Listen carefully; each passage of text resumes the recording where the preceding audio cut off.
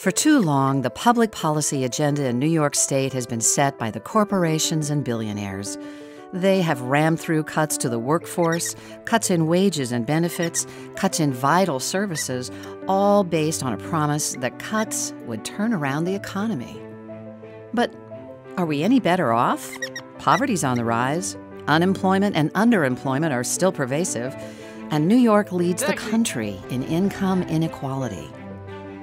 Now, the focus in Albany seems to be short-sighted tax cuts, which will lead to further cuts in education, healthcare, public safety, and infrastructure. You know, the things we rely on every day. Meanwhile, as a state, we give $7 billion away each year in tax incentives to lure and keep businesses, an approach that clearly isn't working. Like a high school senior without a prom date, we've acted in desperation, just trying to get any potential suitor to look our way. We need to start looking at things from the perspective of the workers who call our state home, not the corporations who call New York their tax break layover. The first key is changing our focus from short-term jobs to careers. As a state, we can't subsidize jobs that may not be here down the road.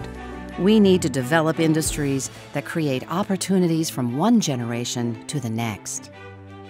The second key is ensuring that there are basic standards when tax dollars are invested, so that we create family-sustaining jobs.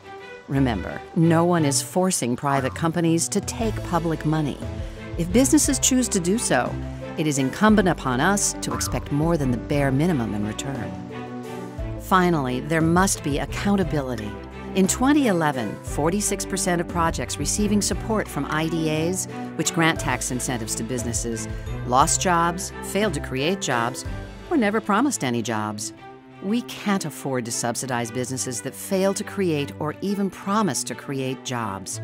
If businesses don't live up to their end of the bargain, then we need a way to recoup our money. But even if we fix broken incentive programs, tax breaks alone are not a job creation strategy. Remember, taxes are not inherently good or bad. They are a means to providing the services we value as a society. So when you ask what taxes we should cut or reforms we should make, the more fitting question is, what are you prepared to sacrifice? Your child's education? The roads or mass transit you take to work every day? The police officer patrolling your street? Or how about care for the disabled? Investing in those services is essential to long-term recovery and, in turn, lasting shared prosperity. It is time to try something new. It's time to start making New York work for hardworking New Yorkers.